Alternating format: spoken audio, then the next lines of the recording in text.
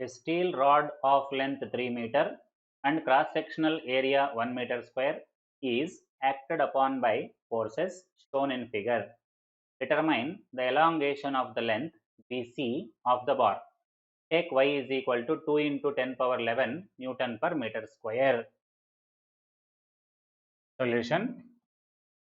So in the question, a wire of length 3 meters, so L is equal to 3 meters and area of cross section 1 meter square is given. And here it is clearly mentioned in the diagram. So B and say C, here 70 kilonewtons force is acting, and here 30 kilonewtons force is acting, and here 40 kilonewtons force is acting. So this diagram is given in the question. Now, what is the elongation between B and C? This is between B and C. Here length is also given 1 meter. Between B and C, length is 1 meter. Elongation. See, either right side for the BC, for this portion BC, either right side or left side, equal amount of forces. Here 30 plus 40 70 newtons, there also 70 newtons is there, so that wire is in equilibrium. And elongation, general formula, we know that elongation delta L can be written as F into length divided by A into Y. So here that implies delta L elongation between B and C it is. F is 70 kilonewtons into length 1 meter BC length divided by area of cross section is given 1 into y is given 2 into 10 to the power of 11. So that implies delta LBC elongation is equal to, so here 35 70 by 2 35 into 10 power minus 8 meters, or delta LBC is equal to 3.5 into 10 power minus 7 meters. The following 4 wires of length capital L and radius small r are made of the same material. Which of these will have the largest extension when the same tension is applied? Solution. We know that elongation or extension is equal to F into L by A into Y.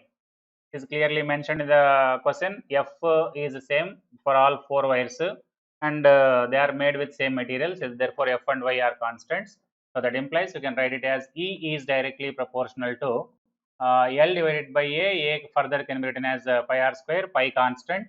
So E is directly proportional to L by r square. In the first option, E1 is equal to L is given 100 centimeter divided by 0.2 millimeters is given radius. And in the second option, E2 extension for second option, 200 centimeters length, 0.4 millimeters elongation, radius. And in the third option, E3 extension in third option. In the third option, length is given 300 centimeters and radius is given 0.6 millimeters square. And in fourth option, elongation E4 is equal to 400 divided by 0.8 whole square. So by observing this, it is we can conclude that first option has more elongation. It is E1 is greater than, E2 is greater than, E3 is greater than E4. So our answer is option A. Option A is correct answer. Option A is correct answer. A light rod of length 2 meters is suspended from the ceiling horizontally by means of 2 vertical wires of equal length tied to its end. One of the wires is made of steel of cross section 0.1 centimeter square. The other wire is of brass of cross section 0.2 centimeter square. a weight is suspended from a certain point of the rod such that equal stresses are produced in both the wires. The rod remains horizontal in this case also. Find out the position of the load from the steel wire. Solution. So as per the question, the two wires are suspended vertically from a rigid support. One wire is of steel and second wire is brass. From these two wires, a rod of length 2 meters is suspended.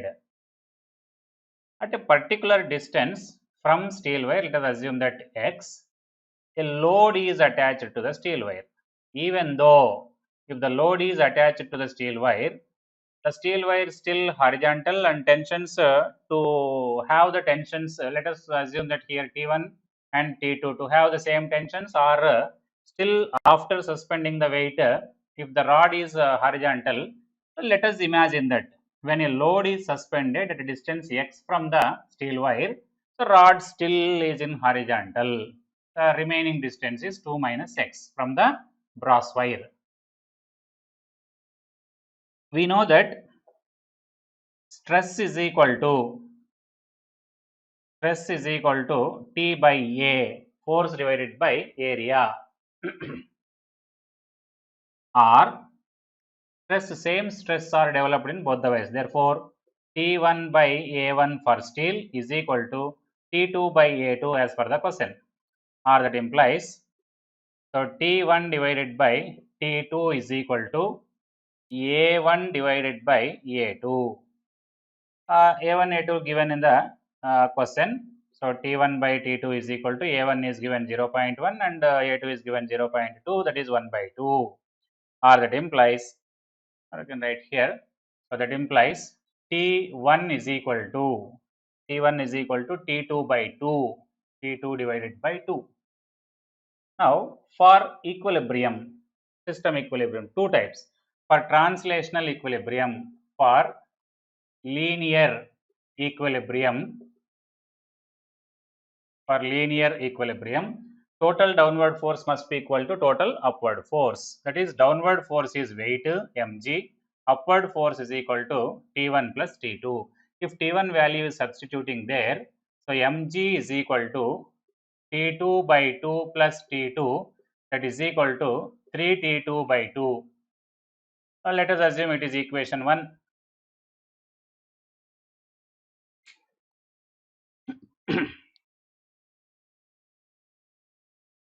And for rotational equilibrium, for rotational equilibrium, clockwise torque must be equal to anti-clockwise torque. Clockwise torque, say it is mg into x, that is mgx must be equal to anti-clockwise torque due to T2 is T2 into 2. From equation 1, mg can be written as 3T2 by 2 into x is equal to 2T2. Both sides to T2 to cancel.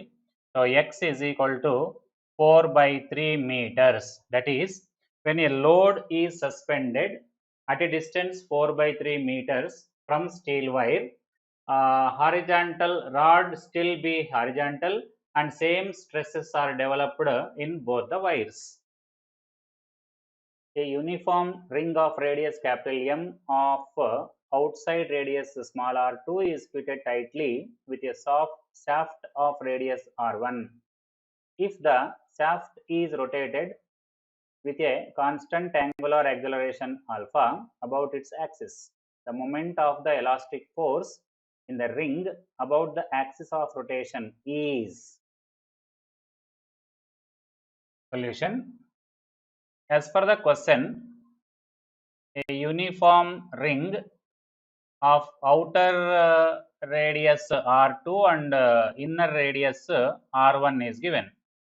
So inner radius is r1 and outer radius is r2 is given. Outer radius is r2. Here, this is shaft of radius r1. This is circular ring over the shaft. Here, let us assume that a small slice of thickness dx between small r1 and small r2 at a distance x from the center of the shaft. So distance is x and thickness is dx thickness. Now to rotate the first of all, ring mass is given for total area pi into r2 square minus r1 square. Total mass of the ring is given capital M. Therefore, mass per unit area sigma can be written as M divided by pi into r2 square minus r1 square. This is mass per unit area. Now, small strip, a small slice. For small slice, mass dm can be written as sigma into area. Area of this is, that is 2 pi x into dx, or that implies mass of a small slice is equal to capital M into 2 pi x dx divided by pi into r2 square minus r1 square. So thickness of the slice dx, radius of the slice x, mass of the slice dm. Now to rotate the ring or to rotate this small slice with an angular acceleration alpha, so to rotate the slice, to rotate the slice, torque required tau is equal to, general formula is f into x is the torque formula. But f for small slice, you can write it as dm into a into x, where dm is, this is a. Further, so further a is equal to alpha into x. This is the relation between linear acceleration and angular acceleration. To rotate the ring with an angular acceleration alpha, torque required is, so dm in the place of a. So that implies required torque tau is equal to, in the place of dm, finally you can substitute dm value, a is equal to alpha x. So dm into, in the place of a, you can write it as alpha x into x square. So torque is equal to dm alpha x square. This is for soft, so that you can take it as d tau. Now for total, for r, this we can write it as dm value. See here, 2 capital M pi x dx divided by pi into r2 square minus r1 square into alpha x square. See here, x into x square, x cube is there. That implies d tau is equal to torque required to rotate the slice. Observe here, 2 pi m from numerator, or here pi cancel, no need of pi here. 2 m numerator alpha divided by 2 m alpha divided by, so denominator r2 square minus r1 square is remaining. What are the remaining terms? X cube dx is remaining. Observe the equation carefully. So in the numerator 2m alpha constant and denominator r2 square minus r1 square. So remaining x dx into x square. X dx into x square is, so x cube dx. Now total torque. Therefore, total torque required to rotate the ring with the angular acceleration alpha, tau is equal to integral r1 to r2. This slice may located or available anywhere between R1 to R2. So therefore, R1 to R2 dt, d tau. So that implies tau is equal to constant. I can write outside the integration 2m alpha into R2 square minus R1 square integral R1 to R2.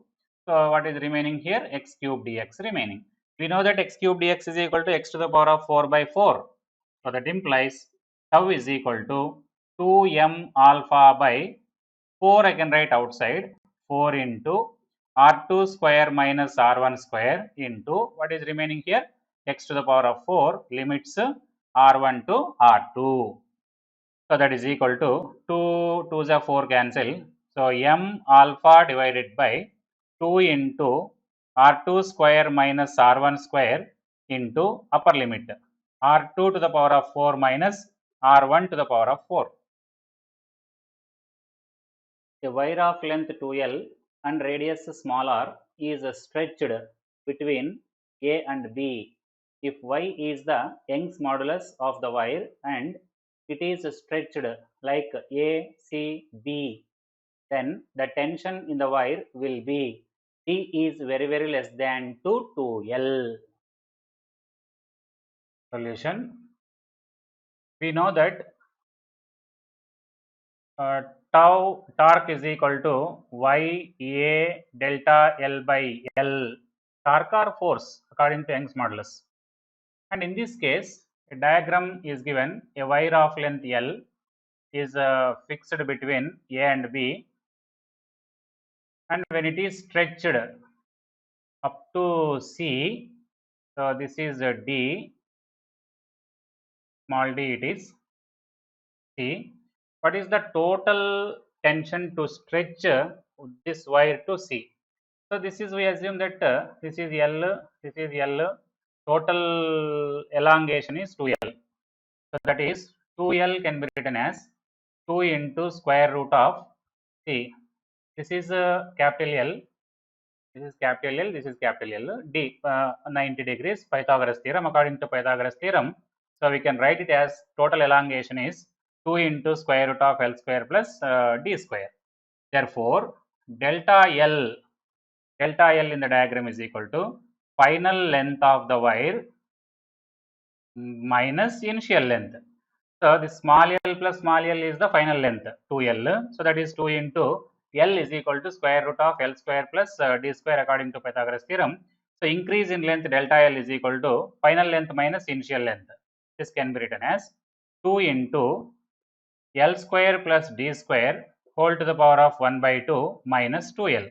Or if L is taken as common, 1 plus D square by L square whole to the power of 1 by 2 minus 2L, or that is equal to 1 plus x whole to the power of n expansion, as per 1 plus x whole to the power of n expansion, by neglecting the higher powers of capital L, because in the question itself it is given D is very less than to 2L. So therefore, this can be written as 2L, this bracket value can be written as 1 plus nx formula.